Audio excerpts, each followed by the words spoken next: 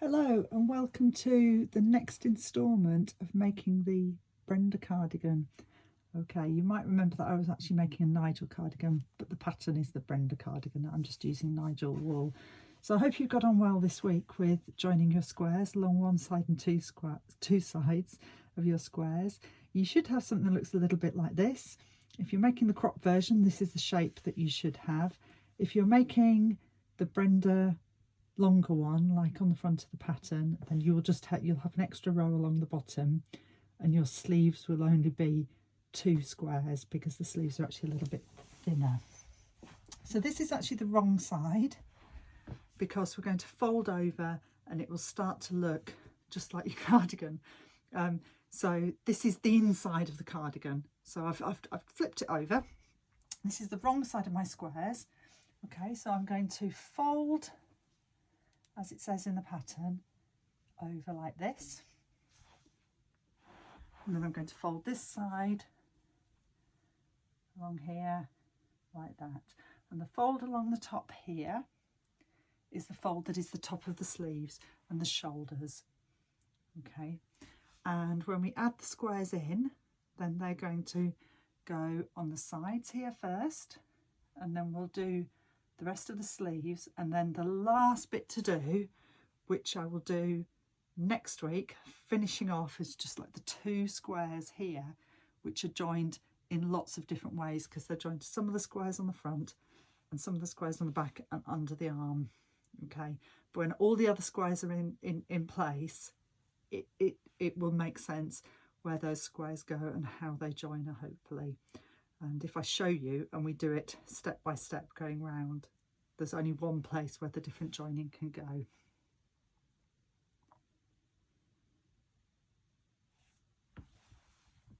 So how do we actually join these squares, and where do we actually join them? Okay, so the first squares that you're going to join are actually going to be the squares on the front. So we'll put one there and one there to show you. And just the same as you've done before, you're going to join on 2 sides. So this is the front of the square. It's like back to back like that because that's the inside of your cardigan. So you're going to join along this seam first, and then you go along the bottom of this square with your pretty extra round, but it's not joining to anything because that's a foldy bit of your cardigan. And then when you get to this corner here, you're going to join along this side here, and then you do your pretty joining round, but it's not joining to anything along the top, so that square is then complete.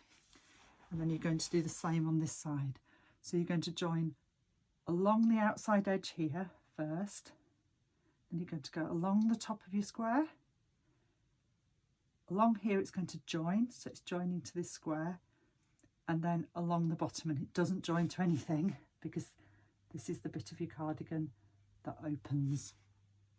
Exactly the same for the ones on the sleeve. We put them here, and here, and here, and one more there. Okay, so you're going to join them along 2 sides. Okay, hopefully with them lying on here, it's starting to make sense.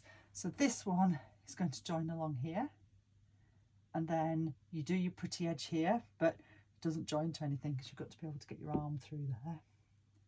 It joins along here, and then you go up that side. This one is going to join on 3 sides, but it's exactly the same as you've been doing. So you join along this side into the corner, as if you're joining 2 sides. So you remember to do it on both corner bits. You join down this along here, and then you join along the side of the sleeve. Okay, so you're on 3 sides, but actually joining 3 sides is no different from joining 2 sides. It's exactly the same. It's just where you've got those 2 sides and you go into the corner, you need to remember to join actually into that actual corner. Okay, so I'll show you how to do that. Okay, so here's a close-up of how we join on the sleeve, but we're going to join along 3 sides. So as I said, it's the same. It's the same as doing the along 2 sides. but you just do it into those corners. You just need to remember to do that. So we need to concentrate, do our 3 double crochets, and I'm just going to do 2 chain because I'm going to join on this first corner first. Okay, so I'm going to join into here, my joining chain,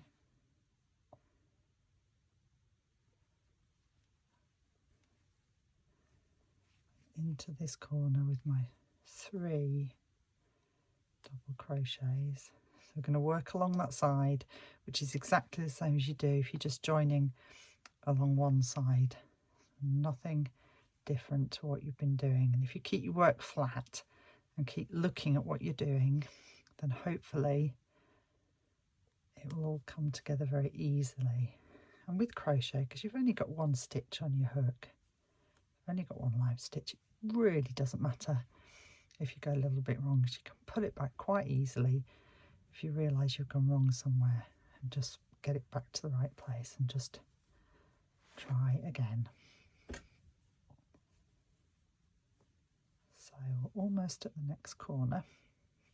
So I'm going to do this as if we're joining 2 sides, which is what we're doing because it's our second side. So I'll do my 3 double crochets. Okay, almost there.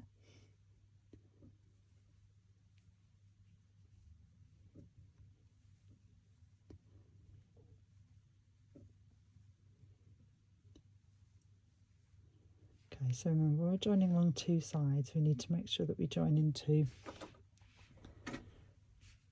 this square here and this square here.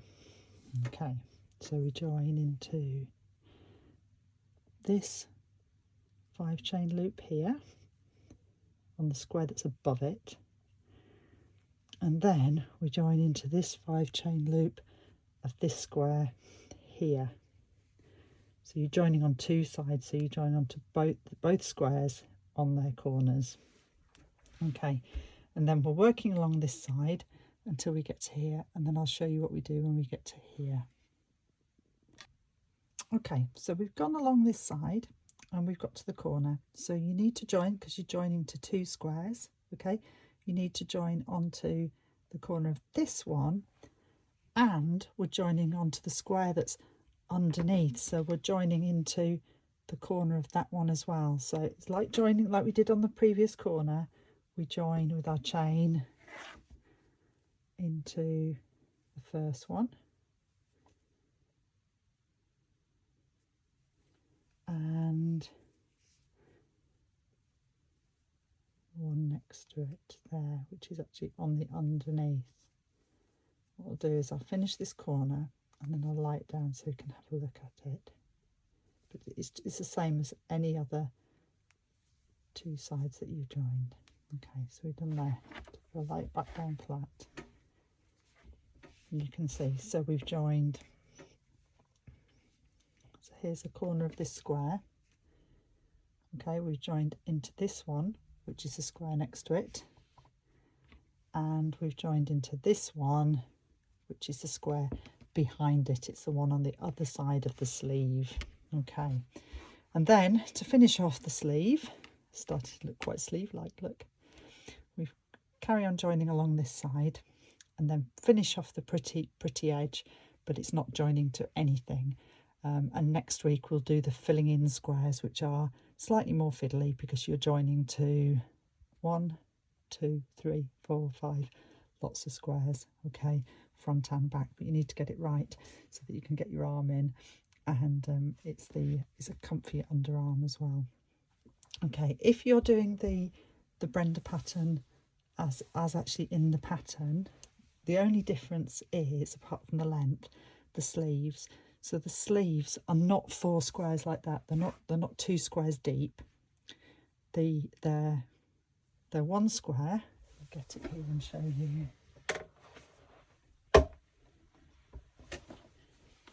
So they are, here we are.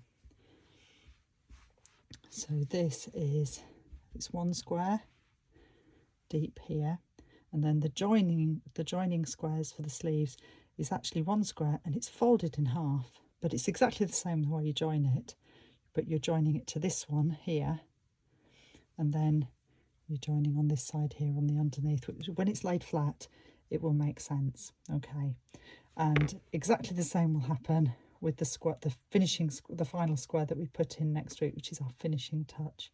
Okay, but I'm going to do a whole video of doing that from start to finish to show you.